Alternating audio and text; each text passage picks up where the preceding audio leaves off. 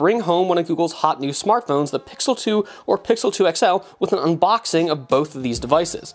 Now, as you can see, despite the Pixel 2 being a 5-incher and the Pixel 2 XL being a 6-inch ultra widescreen phone, we're going with the same size packaging here, so make sure you look twice to make sure you have the right phone.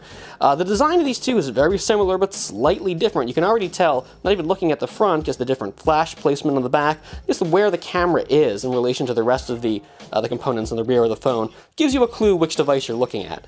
Let's take a quick look at the box here, have a profile view of the phone. Not really a lot going on here, no like spec breakdown or anything, but that's fine. Google likes this minimalist design, so be it. Let's pop this open. If I can slide the top off this, it's a little bit stiff. I don't want to accidentally dump the phone out inadvertently, so here we go. Right there we have our 5-inch Pixel 2. And just for the sake of comparison, I have last year's original Pixel. You can see a lot of similarities in terms of design. Yeah, the fingerprint sensor has slid around a little. It's a little bit smaller this year, a lot less glass on the back, but still you can tell these phones are pretty clearly come from the same lineage. Let's get this protective plastic off so we can check out the hardware itself. Oh, and there we go. So this is, if you haven't felt one of these in a store or something, it's really impressive, this back material. Now, I know that this is aluminum. The phone's still made from aluminum and glass, but it does not feel like any aluminum I've ever touched. It almost has like, you can sort of hear as I'm scratching it, it's got like a chalkboard-like texture almost, a very matte finish.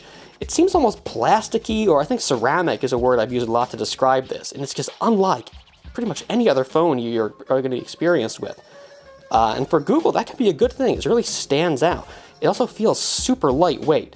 It's a little off-putting. It can make you feel like this is plastic. This is not. This is a very robust handset here. Around front, we got the stereo speakers, which we did not have last year. It's a nice upgrade. Of course, the 5-inch standard 16:9 aspect ratio screen. Already I'm getting this super fingerprinty. Let's go ahead and power this guy on. Now I'll start checking out what's in the rest of the box. Okay. Welcome to Team Pixel. We have our paperwork in here. You've got our SIM tool, which you may not need. This is a good point to mention. In the box this shipped in, but not in the box of the phone itself, I got a little notice here about Project Fi. So as you may be aware, the Pixel 2 phones are some of the first to offer an eSIM. This is an integrated SIM card built in. You never have to remove it. It's just baked onto the motherboard there. If you don't want to use it, no problem. But you can always pop in a SIM of your choice. But if you do want to use Project Fi, you don't have to get a SIM at all. You just activate the phone and it is good to go. So that choice is totally up to you. Of course, Google telling us about getting started, activation, whether you want to use the SIM or not, standard, safety guide, and that is it. All right. We have our, let's see, USB Type-C to standard A adapter. All right, and a USB C-to-C cable. Yeah, one of the things I really liked about the original Pixel was that Google was going all in on USB Type-C. You didn't have C to standard A cables because the charger last year, and I think this year, yeah, the charger is USB Type-C right on it. You are not going to see that on a lot of devices. So it's interesting to see Google leading the way here. And actually, we will see more things like this as we go on a little bit. But last year, we got more cables. We had the USB Type-C to C. We also had a C to standard A for getting your files off an old phone onto the new one. I guess instead this year, you can use the cable that came with your existing phone and just use this adapter to interface it with the Pixel. Let me get this out of the way. Trying to keep this nice and tidy. And sadly, and this is going to be a point of contention for a lot of people, no headphone jack this time around. Not up top, not on the bottom. Instead, we have our USB Type-C adapter. That's going to cause some problems if you have old headphones and you're constantly losing things. This may slip out of your grip occasionally. You can get a replacement. I know Google just lowered the price on those. But this is something you definitely want to be aware of if you're a big audio fan. Some people might appreciate this because it gets the DAC off the phone, you avoid some interference, but that is a story for another time. Let's check out the actual phone here. Yeah, see, it's reminding us about Project Fi, how we can use that for an eSIM if we want to. Let's go ahead and get Wi-Fi set up here right quick. Okay, we've got Wi-Fi configured. While the phone's checking for updates, let's dive into the Pixel 2 XL for a taste of something slightly different. You can see from the back the phone looks a lot like a bigger version of the 2, but difference is, I'll start popping up around front. We have this much wider screen, which we'll see when we power this on. I'll actually do that right now. And yeah, huge, huge difference in screen.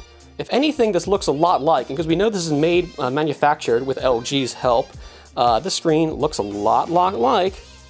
Here we have the screen on the V30. Same size, same resolution, got those same rounded corners. See, the shape of the phone is different. The Pixel 2 XL is going to be taller, and it looks like it's hard to say because we have this chrome around the edges here. It looks like the screen doesn't, the bezels are a little bit larger on the 2 XL.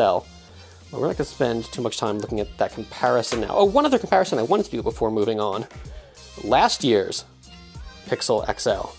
See, here there's a little bit more pronounced difference between the phones than we saw with the Pixel 2. Just because the shape of this guy is going to be taller, not quite, it comes in just about as wide, but it's a lot taller as a result of the new screen shape. And again, the same differences with less glass on the back, repositioned fingerprint scanner, slightly, and of course very different camera hardware. It was flush last year. We have a bump this year, but it's not too objectionable. Okay, let's take a look at the box of this guy. There shouldn't be any real differences compared to the Pixel 2. Sure enough, more, yeah, introductory guide, exactly the same as on the Pixel 2.